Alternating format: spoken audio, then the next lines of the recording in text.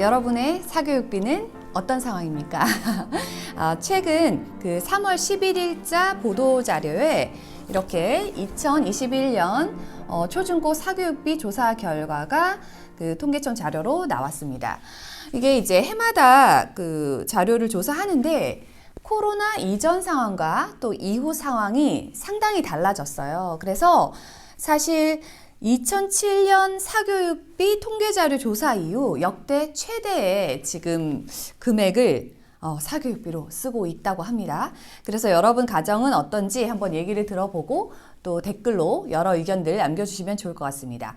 오늘 이 보도자료를 바탕으로 핵심적인 내용을 가지고 사교육비 추이가 왜 이렇게 바뀌었는지, 지금 상황은 어떤지 전반적인 이야기를 나눠보도록 하겠습니다. 이 자료는 통계청에 들어가면 누구나 이렇게 보실 수 있는 자료인데요. 무려 78페이지 굉장히 긴 내용으로 자료 조사가 되어 있습니다. 그래서 여기 이제 인덱스를 보시면 초중고 사교육비 조사 결과와 함께 방과 후에 대한 것도 있고요. 기타 이렇게 자세한 내용들이 나와 있습니다. 이제 하나하나 좀 세부적으로 살펴볼 건데 자료가 많아서 제가 몇 컷만 따로 만들어서 이제 말씀을 드려보려고 합니다. 자, 보시면 3년간 사교육비 추이가 있습니다. 2019년부터 2021년 작년 자료까지인데요. 코로나 이제 그 이전과 비교했을 때도 약 13%가 올랐고 작년 대비해서 보면 좀 놀랄만합니다. 21% 지금 해서 23조 4천억이 지금 사교육비로 들어가고 있습니다. 23조 4천억이라는 금액이 좀 가늠이 안 되잖아요. 이게 어느 정도의 사교육비 금액인가 라고 생각을 해봤을 때는 전체 우리의 교육 예산의 무려 3분의 1에 해당되는 금액입니다. 그리고 이제 사교육비 중에서도 초등사교육비를 한번 볼게요. 초등사교육비 현황을 보시면 월평균 사교육비가 2020년 대비 무려 39%. 그래서 초중고 중에서 초등사교육비 급증이 가장 이제 이게 비율이 높았습니다.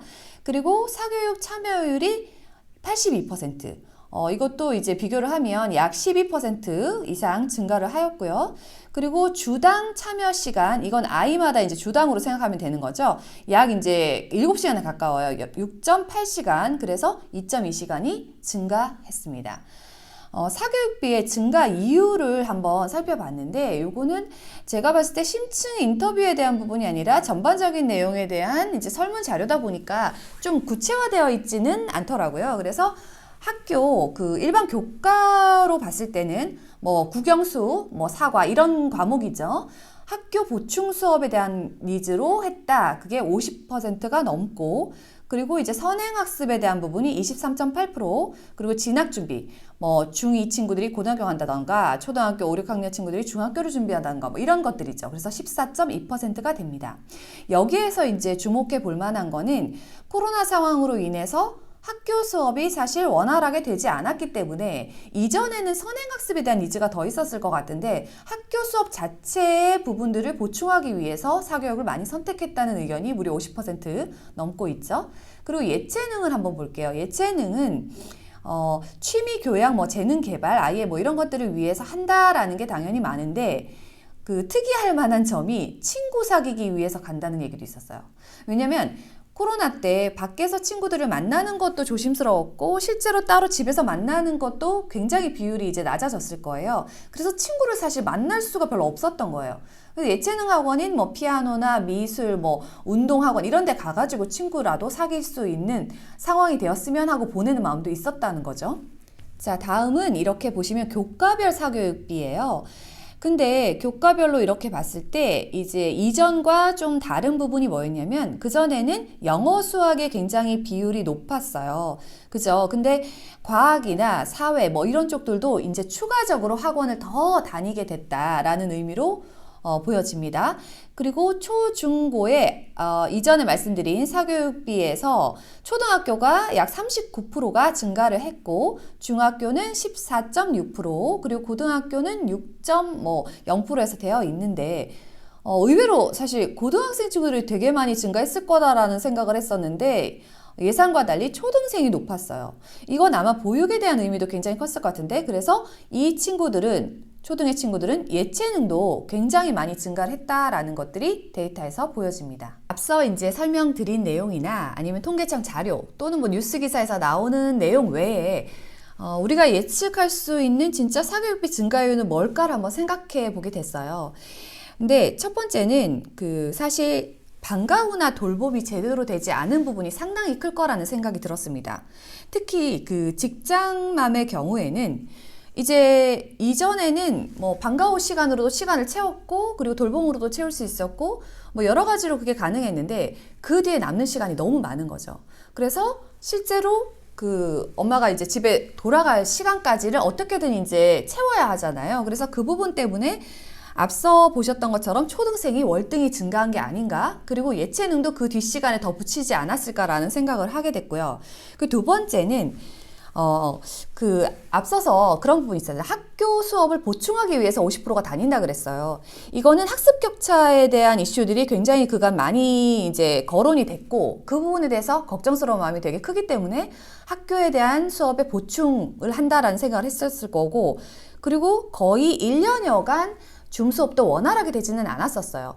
불과 작년 정도부터 이제 줌 수업이 조금 잘 된다, 뭐 비대면 수업이 괜찮다라는 생각을 하게 됐기 때문에 그 부분에 대한 부분도 상당히 많았을 것 같습니다. 그리고 사실 세 번째는 엄마의 모든 일이 가중됐기 때문에 1년여 정도는 사실 어느 정도까지는 집에서 케어하려고 많이 애를 썼을 거예요. 근데 그 이후에는 엄마가 요즘 같은 경우는 학습, 그리고 건강관리도 해야 되고 그 다음에 양육 시간도 굉장히 증가했어요. 그래서 2년 정도를 이렇게 버티다가 보니까 이제 좀 한계 상황에 다다르지 않았을까라는 생각을 개인적으로 해봤습니다.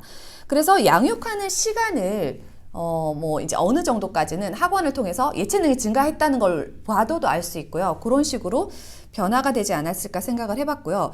또 하나는 질이 좀 낮은 영상 수업, 뭐 줌 수업 이런 것들을 좀 채우려고 한 부분이 있을 거고 그리고 또 소형이나 고액 형태로도 상당 부분 바뀌어가는 형태가 되지 않았을까. 그래서 사교육의 비용 자체가 전반적으로 증가했다라는 생각이 들었습니다. 20몇 %가 최종적으로 증가했다는 것은 사실 가구당 생각해봐도 1인당 사교육비가 여기에 이제 뭐 몇십만 원 이렇게 나와 있는데 실제로는 아마 내가 사교육을 좀 하고 있다라는 분들은 이 금액 너무 작은 거 아니야? 라고 생각하실 수 있어요. 그래서 1인당 사교육비를 내가 기존에는 뭐 50만 원, 뭐 70만 원을 썼는데 20%라 생각하면 내가 그러면은 뭐 80몇만 원을 쓰고 있나? 이런 생각을 해보게 될 수 있죠. 자, 다음으로는 사교육이 크게는 다양화됐다는 점이 좀 중요한 항목이라는 생각을 해봤습니다. 비용에 대해서 이 자료에서는 많이 다루고 있지만 사교육의 형태, 패턴 그런 것들이 바뀌어가고 있다는 생각이 들어요. 일단은 기존에는 학원의 대부분은 사교육을 의지했었죠. 근데 이제 사교육이 다양화되면서 학원은 당연히 포함되고 그리고 과외, 인강, 그리고 라이브 수업, 1대1 멘토링, 학습관리, 무슨 튜터링 그리고 아이들이 실제로 뭐 고등학교 친구들은 자퇴라고 홈스쿨링 하는 친구도 있고 학원에 풀로 가서 이제 수업하는 경우도 있고 뭐 굉장히 다각화됐어요. 그래서 이 사교육이 변화가 다양화되면서 어쩌면 어떻게 단순하게 보면 비용을 내가 학원을 가다가 인강을 하면 비용이 작아졌네 라고 생각할 수도 있지만 이 다양한 어떤 형태들을 다 이제 체험하기 시작한 거죠. 그러다 보니까 아이에게 맞는 걸 찾을 때까지는 비용이 더 증가하는 경향도 있을 거라는 생각을 해보게 됐습니다. 저는 개인적으로 제 사례를 생각해 보면 진짜 2년간 엄청 이제 다양한 변화를 겪고 있구나. 그리고 아이들도 또 이전에는 학원에만 의지했던 부분들도 이제 방법들을 다시 모색하게 된 거죠. 어쩌면 이렇게 된 게 긍정적인 측면도 있다라는 생각을 사실은 했어요. 비용이 높아진 거는 단순하게 지금 봤을 때는 되게 부정적으로 보이는데 아이들이 아이에게 맞는 다양한 이제 형태들을 체험해 볼 수 있게 된 거죠. 그래서 하다 보면 아이의 적성이나 아니면 형태를 좀 찾아가게 되고 그러면 어쩌면 사교육비를 조금 줄일 수 있지 않을까 그런 개인적인 바람과 함께 그런 생각도 해보게 되는데 저도 실제 수치상으로 보니까 이전에 비해서 2019년에 비해서 지금 아이들이 사교육비를 쓰고 있는 게 약 25% 정도 증가했더라고요.